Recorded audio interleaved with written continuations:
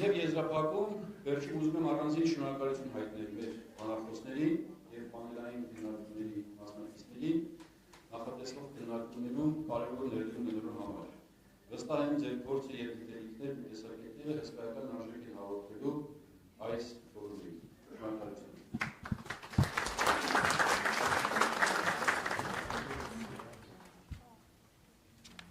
Mr. Azadian, thank you very much. So I feel that all of you are in the serious tone, so let me give you one joke.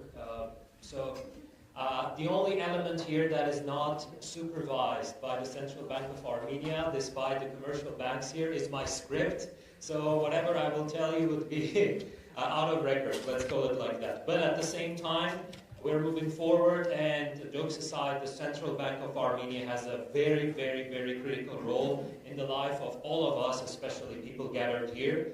And thanks to the Central Bank of Armenia, many things are under control. And it is my great honor to invite here Mr. Martin Galestian, the governor of the Central Bank of Armenia, to deliver his official welcoming remarks.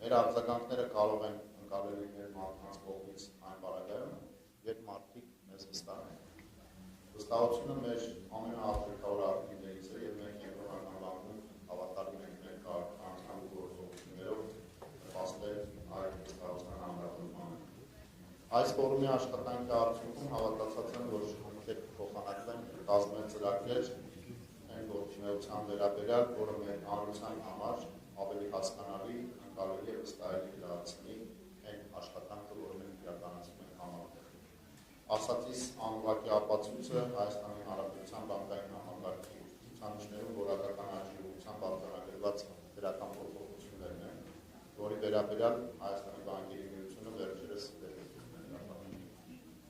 ֆինանսական կայունության առումով նշեմ, որ վերջին տարիներին մենք զգալի բարելավել ենք մեր համակարգի մատողականությունը։ Մեր վարած քաղաքականությունը ուղղված է եղել նախորդ տարիների դրական հարցումների ամրապնդմանը եւ ապագա հնարավոր ռիսկերի համար պաշարների ձևավորման նկատմամբ։ Բանկերի շահույթի մի մասը մեր որոշման համաձայն ուղղվել է կապիտալի հակացիկլիկ ուղղերի ձևավորմանը եւ այն վերջին որոշման բարձրացվեց մինչեւ 1.75%։ Այժմ վարկային պորտֆելն աճում է, որի մեծապես նպաստում է տնային տնտեսությունների եւ շինարարության ոլորտին տրամադրված վարկերի բարձր աճը։ Այնուամենայնիվ, մեր գնահատականով բանկային համակարգը բնութագրվում է կապիտալի համարժեքության եւ իրացվելիության բարձր մակարդակներով, երաշխավորելով համակարգի համար դիմադրողականության բարձր եւ կայուն մակարդակ։ Հայաստանի բանկային համակարգը վերջին տարիներին մեծ ձևափոխություններ է ապրել։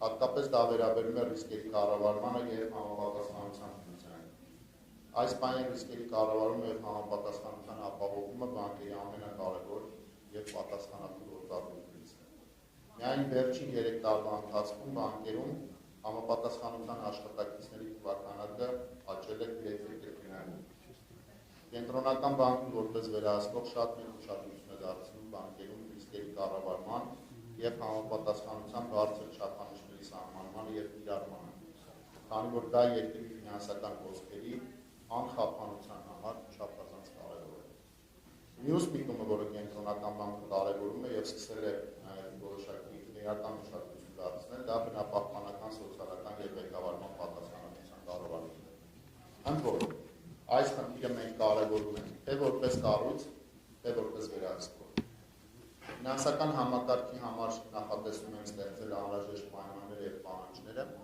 դրանց համար հստակ խաղի դաշտ և կանոններ սահմանելու միջոցով։ Կենտրոնական բանկը շուտով հրապարակելու է իր վերանայած ռազմավարությունը, որտեղ բնապահպանական, սոցիալական և ղեկավարման պատասխանատվության կառավարմանը կարևոր դեր է հատկացված, և մենք հետևողականորեն գնալու ենք այդ ճանապարհով։ Եվս մեկ այլ կարևորություն է առևտրային բանկերի կորպորատիվ կառավարման ստանդարտների ուժեղացումը, ինչը կարծում ենք բանկային համակարգի կայունության և մրցունակության երկարաժամկետ երաշխիքներից է։ Անկախ և պրոֆեսիոնալ խորհուրդները, հսկողության և հավասարակշռման ներքին մեխանիզմները կորպորատիվ կառավարման հիմքն են և առևտրային բանկերը բավականին աշխատանք են իրականացնում այս ուղղությամբ ևս։ Ինչ վերաբերում է Հայաստանի, Վրաստանի և Եվրոպական բանկային կառույցների միջև համագործակցությանը, ապա փաստ են, որ տարիների ընթացքում ձևավորվել են ամուր բիզնես կապեր, որոնք վստահ են, որ էլ ավելի են ամրապնդվելու և դրանում բոլորս մեծ անելիքներ ունենք։ Հավատացած եմ, որ մեր սերտ և հետևողական համագործակցության արդյունքում հնարավոր կլինի հաջողությամբ դիմագրավել արագ փոփոխվող միջավայրի մարտահրավերներին և ապահովել մեր հանրությունների զարգացումն ու բարեկեցությունը։ Ֆորումի բոլոր մասնակիցներին ուզում եմ մաղթել հեղինավոր և արգասաբեր աշխատանք և ևս մեկ անգամ շնորհակալություն հայտնել կազմակերպիչներին, բոլորիս լավով եմ մաղթում։ Շնորհակալություն։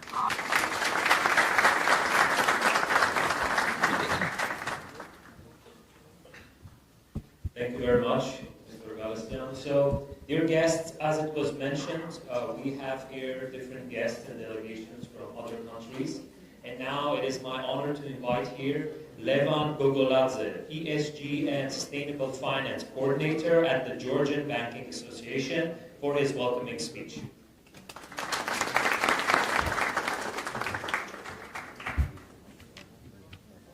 Good morning. Good morning, ladies and gentlemen. It's my pleasure to be part of this wonderful event.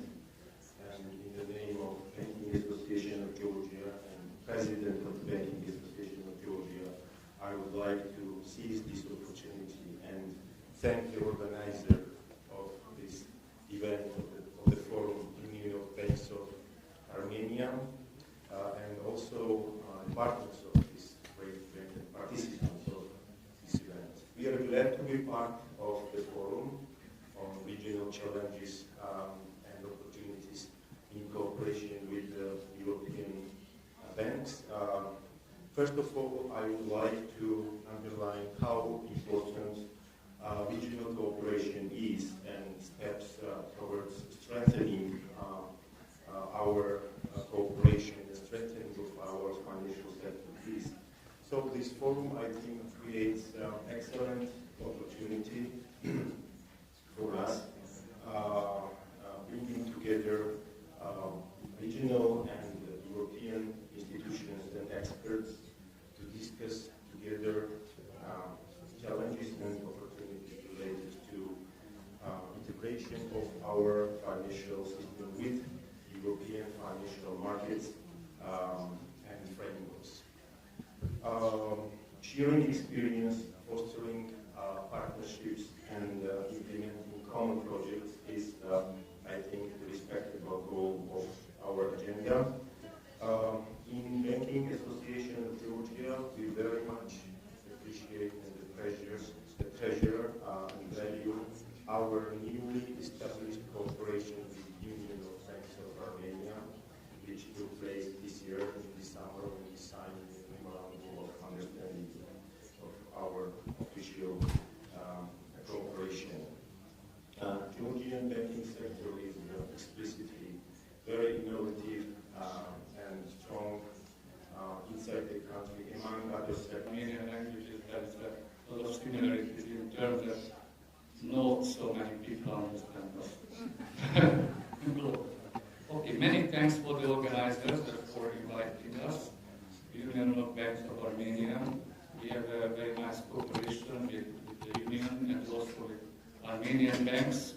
Our association is Banking Association for Central and Eastern Europe. In this sense, of course, Armenia is Europe. And we already have Unibank, Evocabank, and Commerzbank as our members, direct members from Armenia, and we invite also other banks to join us. So, 2 words about BASI, and then I will come to the compliance issue. So, the main mission of BASI is bring to up-to-date and best solutions, banking solutions, including compliance solutions to the banking sector in our countries, which is Central and Eastern Europe, Caucasus and Central Asia. But it's not a one-way cooperation. So what is important about us that we are a combination, our members, a combination of large Western banks and also banks from smaller countries and including smaller banks. And if you want to be seen and to be heard, the BASI provides a platform for that. So we are organizing international conferences, and you are all invited. Our conferences are taking place in Budapest, or this time in Bratislava. We will have a compliance conference on the 9th of December in Bratislava, and then in April in Budapest. Some of you have already visited our conferences. Again, the special feature is that you or the members of BASI can be presented, they can make participation, direct participation in the agenda, exhibition, everything like this. So again, to be seen and to be heard. A lot of regulations which we are obliged to comply with is planned mainly for larger banks. So it's necessary that banks and organizations from smaller countries and smaller banks have also their saying when preparing these regulations. This is one of our major goals. So we organize more than 100 international conferences, and coming to compliance, this is one of the main issues, of course. So this is one of the main reasons why BASI is inviting banks from also including Armenia, because we would like to be helpful in solving this issue. This is mainly about correspondent banking, delisting, and so on. We had a joint conference with EBRD on the 10th of October in Bratislava called Fighting Delisting with the Help of Digitalization. So it shows our commitment to this issue. And the next conference will be on the 9th of December in Bratislava, the 15th BASI AML Compliance Conference. So this is something very important for us, and I am very much looking forward to our discussions, and I will invite the banks present here to contact us and discuss how could we move ahead in solving these problems. Thank you very much.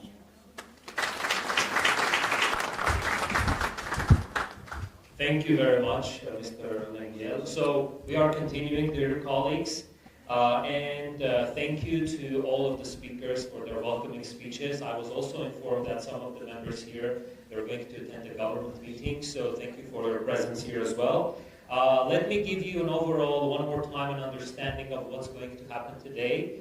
In the meantime, our colleagues will turn on the screens for the next segment regarding different presentations. Let me give you an overall overview of the agenda one more time. So, first, right now, in 1 minute, we will get acquainted with the key financial indicators of the Armenian banking system, emphasizing how we can integrate into European markets, potential ideas, pathways we will see. Next, we will explore the Georgian banking system, addressing its main indicators and examining how the implementation of ESG standards is crucial for global integration. We will get to know their use cases, their best experiences. Later on, we will have panel discussions, 2 panel discussions. The first panel discussion will be dedicated to identifying the challenges faced by the banking sector in integrating with European financial markets. There also we will address the main issues related to integration in European markets, such as it was mentioned, correspondent banking, compliance requirements, and investments in capital markets. And at the same time, the second panel will focus on aligning sustainable finance markets and products with the European Sustainable Banking Framework. With this topic, we will try to address the opportunities and challenges that need to be overcome to ensure the implementation and strengthening of sustainable financial instruments in our region. And of course, at the end of the forum, before the bilateral meetings, we will also explore the open banking system. But more about that will be shared later.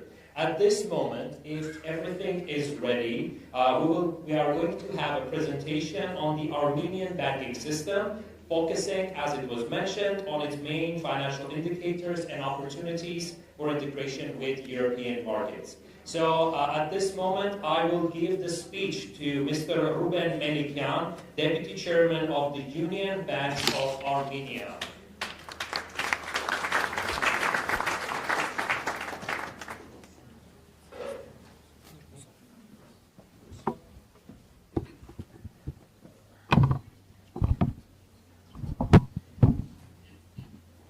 So, good morning, esteemed colleagues and guests.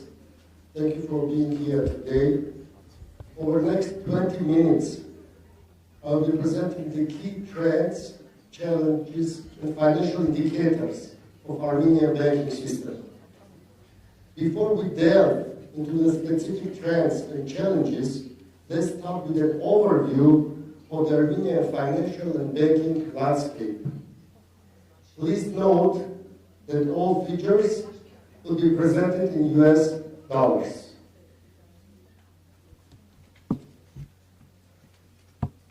So, Armenian financial sector comprises of mainly 6 types of institutions and organizations.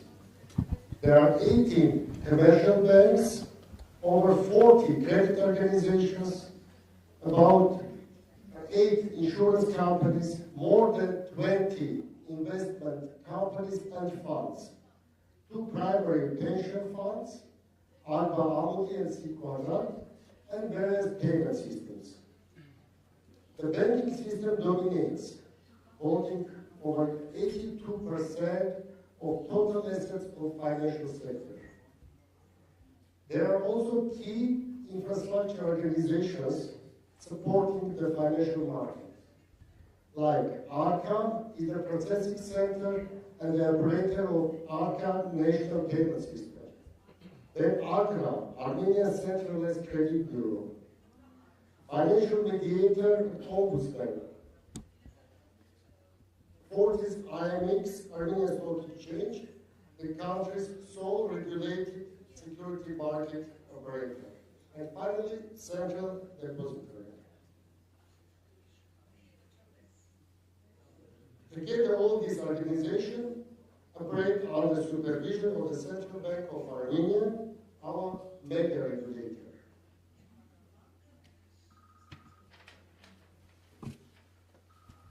Let's now review some key metrics of Armenia's banking sector.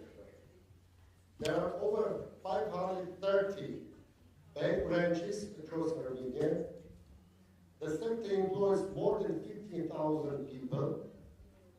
Total assets of banking system exceed $25 billion, and total equity is about $4.4 billion. Loan portfolio and deposits each approximate $15 billion. The majority of Armenian banks operate as universal banks, actively participating in both retail and corporate sectors. The distribution of loan portfolios between retail and corporate lending is approximately balanced across the banking system. 13 banks from total 18 Armenian banks have issued bonds. Majority of them are listed on Armenian Stock Exchange, IMX. As of the end of third quarter of 2024, the outstanding balance of issued bonds amounts to approximately $1.2 billion.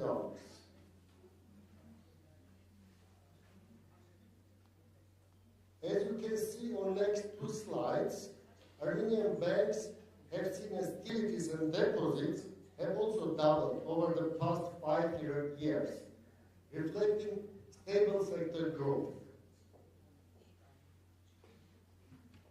Average growth for Georgian market for the same period or comparable countries, and even below the global 9-10 total assets or ROA for 2024 is 3.7%. Third is very important ratio, below 35%. This indicates that banking system is highly efficient, spending only 37% of the banking sector. Loan to deposit ratio is about 85%, 24%, well above regulatory requirements. Additionally, the liquidity ratio remained robust at over 35%. Financial debt, greater financial intermediation, improved access to finance, to loans and services, and finally economic stability and resilience.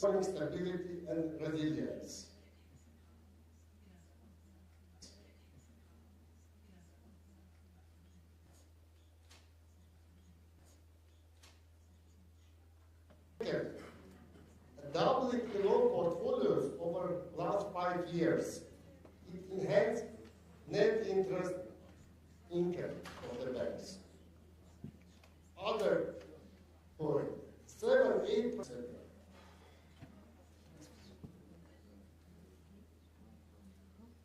has grown also from 30% to 52%, indicating increasing 58% of total assets and only 62% of total loans, indicating a competitive and balanced. I would like to draw your attention also to interesting ratio, which is the retention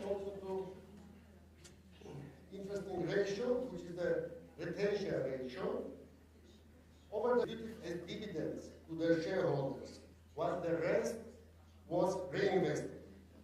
Even if we exclude retaining earnings, strengthening banks' capital buffers, providing resilience against potential economic shocks. And finally, optimizing long-term shareholder value. Though immediate dividends are low, but reinvested earnings can drive to sustained growth, leading to greater long-term shareholders' value.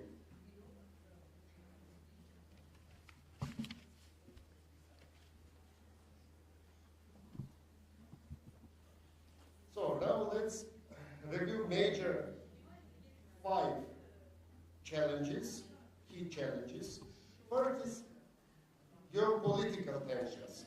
Unfortunately, as we know, there are too many conflicting places in the world, starting from Taiwan, Ukraine, Middle East, which can have direct or indirect effect on Armenian banking system. This can potentially impact Armenia's trade routes, investment inflows, and currency stability, directly affecting the banking sector's operational stability and lending conditions. Second is cybersecurity and frauds. Armenian banks trying to minimize the financial risks associated with cybercrime by investing in advanced cybersecurity solutions. The growing sophistication of cyber threats puts pressure on banks to continually enhance their security infrastructure. AML compliance, one of the challenges. With Armenia's increased integration into the global financial system, compliance with AML regulations has become a significant priority. Armenian banks continue heavily investing in systems of AML compliance in order to mitigate the compliance and potential sanction risks. By the way, AML compliance challenge will be further discussed during our panel sessions today. Digital transformation. With demand for digital services increasing, Armenian banks are accelerating modernization efforts to remain competitive. As I already mentioned, it's a very competitive market in Armenia. And finally, talent acquisition is perhaps challenge not only for Armenian market, Armenian banking sector, attracting and retaining skilled professionals in different areas like digital banking, finance, risk management, compliance, and essential and challenging. Currently in Armenia, there is also a trend that professionals are invited from abroad. Mentioned challenges require Armenian banks to innovate and strengthen resilience while ensuring regulatory compliance.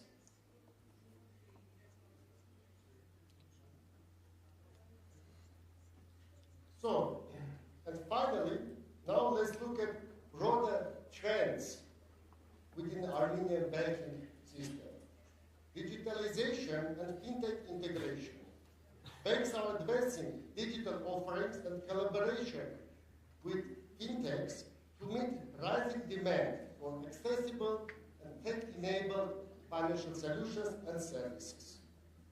Green and ESG banking initiatives.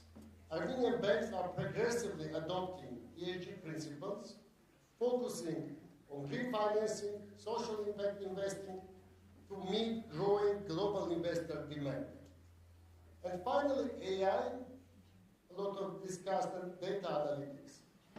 Armenian banks utilizing AI in different areas. For example, to deliver personalized services to their clients, such as customized product recommendations and credit assessments, enhancing customer experience and efficiency.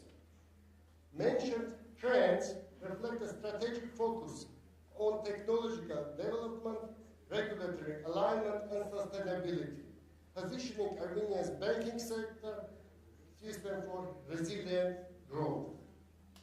Thank you.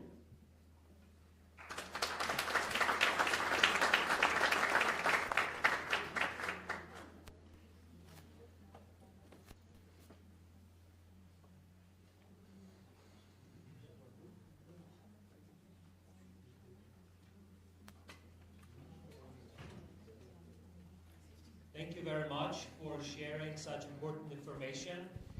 In 1 or 2 minutes, we're going to have our second presentation, and after that, hopefully, we would have the long-awaited coffee break. I know everyone is craving for strong coffee, but in a couple of minutes, we will start the next presentation. If you give me just 1 moment.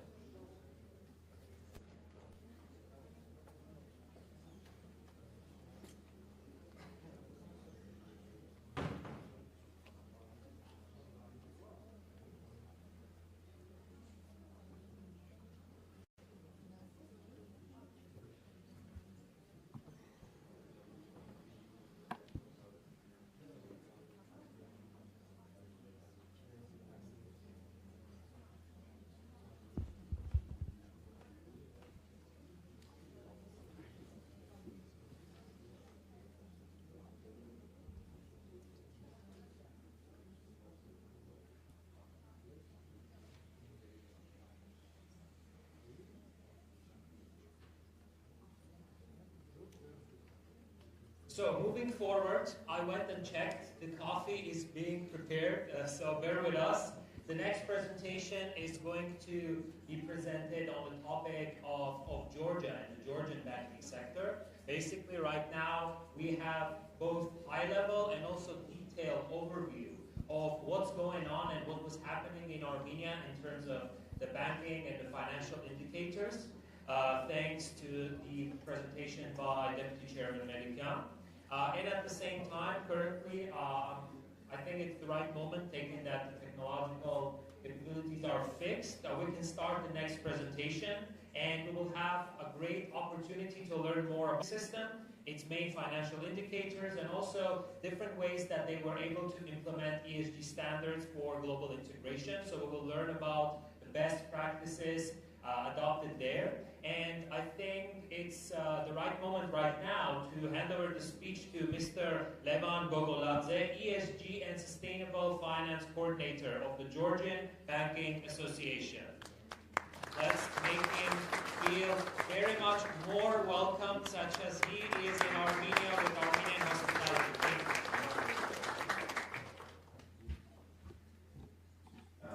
Good morning once again. I think we're in the process of solving the problems about visual parts of our banking, Georgian banking development, but from the perspective of sustainability, sustainable finance, and also regulatory framework with regard to ESG and sustainable finance.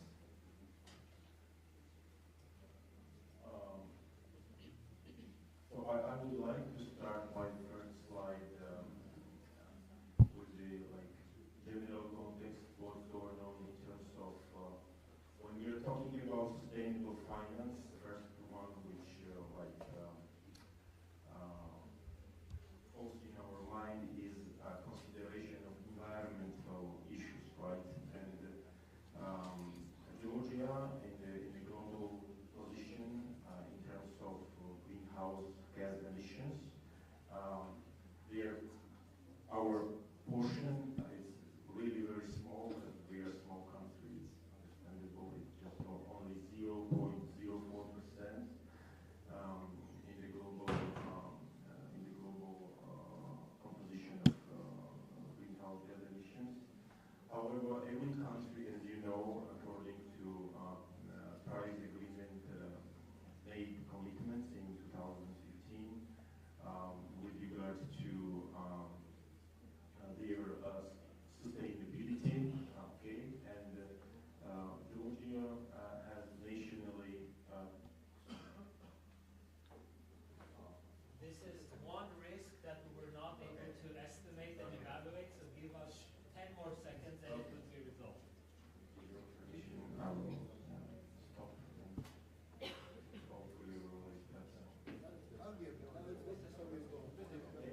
Now it's absolutely fantastic. And nationally determined contribution of Georgia, which is updated in 2021, we have conditional commitment to reduce the greenhouse gas emissions by 57% in 2030 compared to in 1990, and there is also an unconditional commitment about that we have to, by all means, decrease it by 35%. And we all probably imagine and understand what does it mean. It means the really huge transformation from old to new technology. There is no exact amount what it could be. There is some expert judgments that this is about 50 to 70 billion of US dollars to transform all the sectors from the old to new technology. Just to compare our current loan portfolio in the overall banking sector is about 20 billion US dollars, so it's really huge transformation to take place. And currently our green loan total portfolio, according to last year's report, I think you all know that every country has leading institutions with regard to that. And in most of the countries, this is the central bank. And in Georgia, it's the same. So central bank is the leading sustainable finance agenda in the country. And we have, I have listed here the major milestones of and the initiatives that central bank in Georgia made with this regard. First of all, it's important to mention that I think every country on this network, this is global network, which was created by World Bank and IS Banking Association, the member of this network. The next, the biggest milestone that Georgia made with this regard, the central bank leader, was the creating the roadmap with regard to sustainable finance, which is actually the range of activities to kind of create a strategy and create an action plan to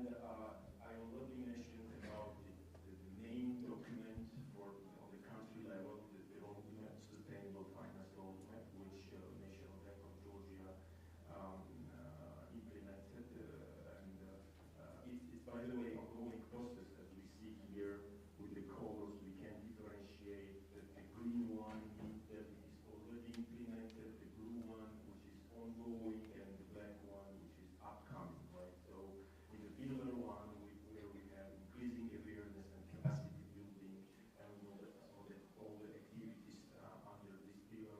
Second one is sustainable finance flows, where also there are milestones which are, some of them are running, some of them are coming. The third pillar is ESG risk management, and again with the milestones, which some of them are already fulfilled, some of them are coming. And the last one is transparency. Transparency in of the market, and there is also kind of the milestones which some of them are fulfilled and some of them are coming. I will not really explore this slide like by each timeline by each year, but it shows since 2017 the major steps done with regard to implementing sustainable finance framework in the country, and we see that quite many activities already done with this regard. And most of them I already mentioned. About numbers and statistics, it is first of all needless to mention that I already mentioned about taxonomy, right? Taxonomy, which in last year created the basement and the ground measurement is about 800 billion.